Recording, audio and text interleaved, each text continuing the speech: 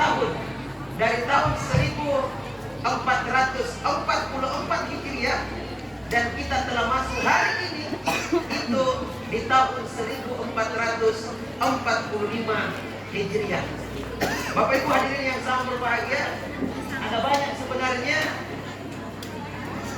keutamaan, kebaikan-kebaikan dari Muharram ini. Cuma mungkin sebagian kecilnya saja yang kita akan kupas. Bapak Ibu hadirin yang sangat berbahagia, bersyukurlah kepada Allah karena kita masih berjumpa dengan bulan Muharram ini. Kenapa? Minimal ada 3 keutamaan bulan Muharram.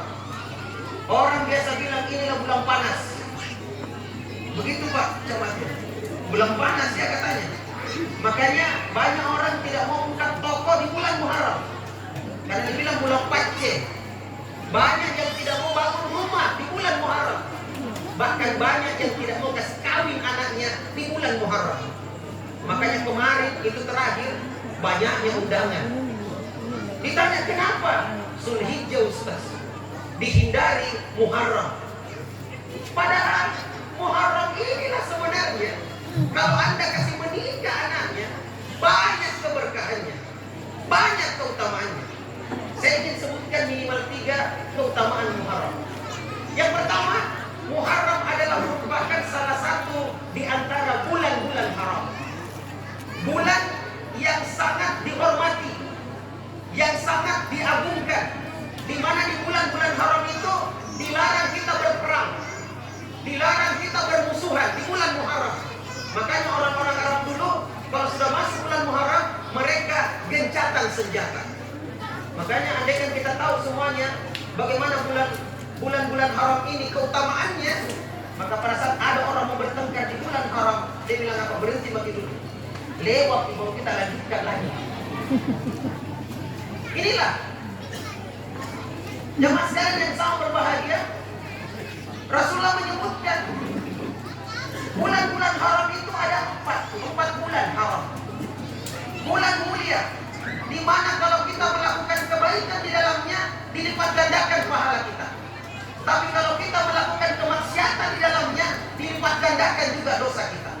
Makanya 4 bulan ini mereka hindari, 4 bulan haram. 3 bulan berturut-turut dan 1 bulan yang terpisah. Apa itu? Zulqa'dah, Zulhijjah, Muharram. 3 bulan berturut-turut dan 1 bulan yang terpisah namanya bulan Rajab. Ini jamaah sekalian. Yang kedua, keistimewaan bulan Muharram. Yang kadang orang bilang bulan Panceh tidak boleh menikah anaknya. Saya tidak tahu di desa ini ada menikah di bulan Muharram. Ya, banyak air begitu. Apa keutamaan yang kedua? Kata Rasulullah, afdalus salat ba'dal faridah. Seutama-utama salat setelah salat wajib adalah salat lain. Dan seutama-utama puasa setelah puasa di bulan Ramadan adalah berpuasa di syahrullah, bulan Allah, yakni Al-Muharram, bulan Muharram. Satu-satunya bulan dari 12 bulan yang dilengketkan atau dilekatkan nama Allah di dalamnya, bahkan disebut sebagai syahrullah, hanyalah di bulan Muharram. Begitu utamanya dan begitu kebaikannya. Yang ketiga keutamaannya, kita disunnahkan memperbanyak puasa di bulan Muharram, terutama di tanggal 10 Muharram. Hari apa namanya itu? Puasa apa namanya?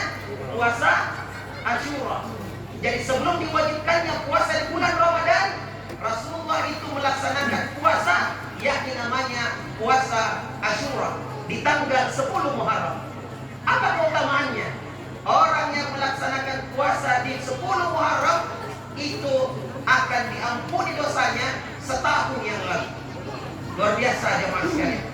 Dan karena di 10 Muharram itu orang-orang Yahudi memperingati juga, mereka juga berpuasa. Pada saat hijrah Rasulullah masuk ke kota Madinah, beliau melihat orang-orang Yahudi di tanggal 10 Muharram mereka berpuasa, mereka berhari raya di hari itu. Maka ditanya, kenapa sampai mereka melakukan itu? Karena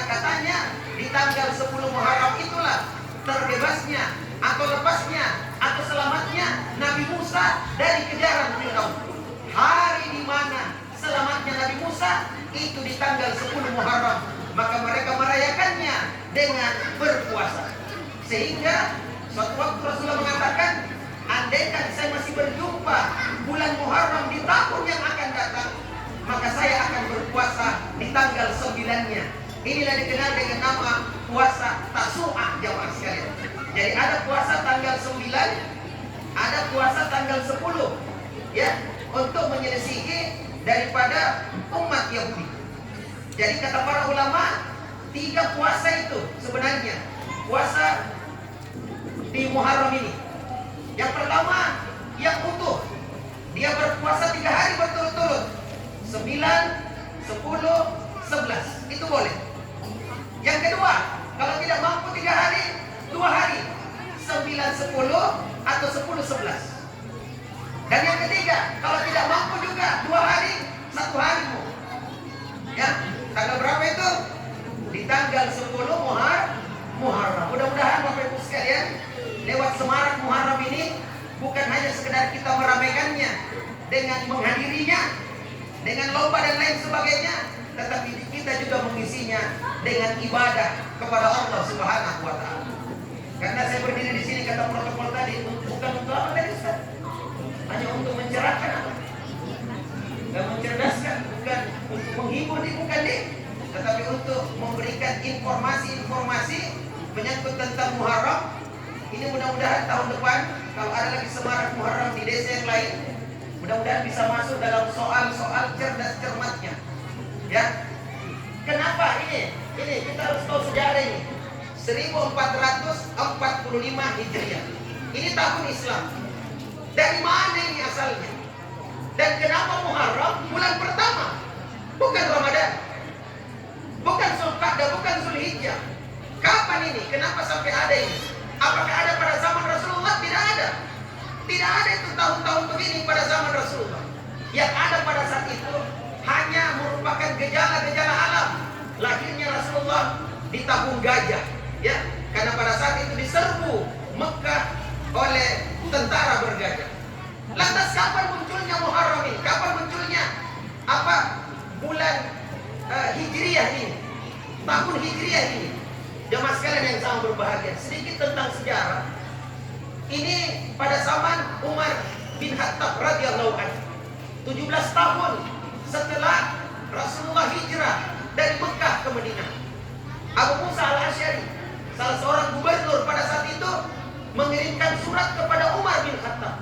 Beliau mengeluhkan karena ada suratnya khalifah kepada beliau, ada tanggalnya, ada bulannya, tidak ada tahunnya.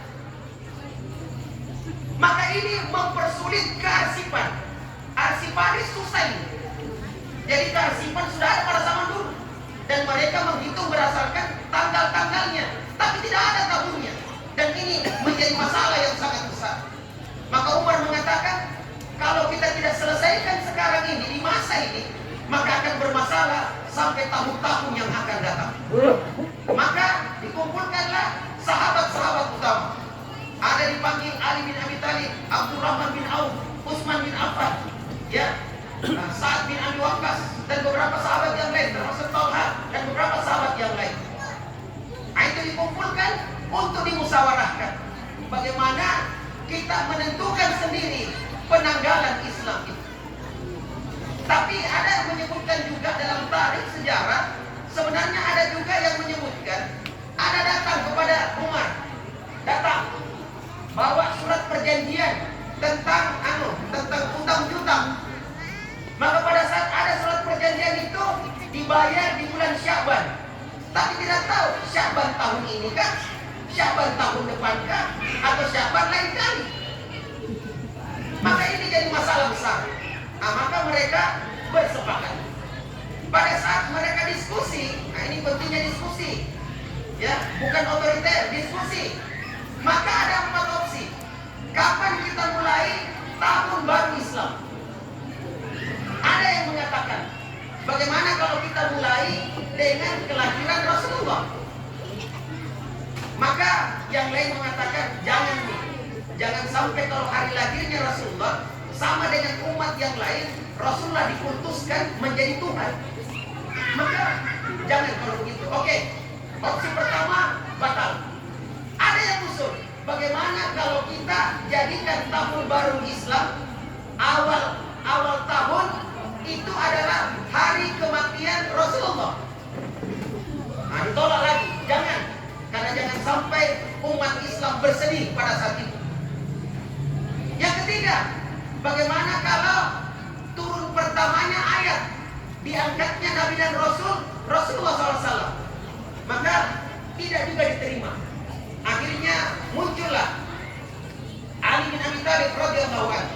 Beliau mengusulkan, bagaimana kalau tahun baru Islam kita canangkan pada saat hijrahnya Rasulullah. Alasannya ada dua. Yang pertama adalah karena kita berpindah dari zulumat ila nur, dari jahiliyah kepada kaum yang madaniyah, dari keadaan yang sesat kepada kemakmuran ajaran Islam. Itu alasan yang pertama. Kemudian yang kedua, dia adalah merupakan momentum untuk umat Islam bersatu. Nah, itu kedua. Jadi momentum umat Islam bersatu. Sebentar kita akan sebutkan. Maka mereka bersepakat, bagus kalau begitu. Maka ditetapkanlah hijrahnya Rasulullah sebagai tahun baru Islam.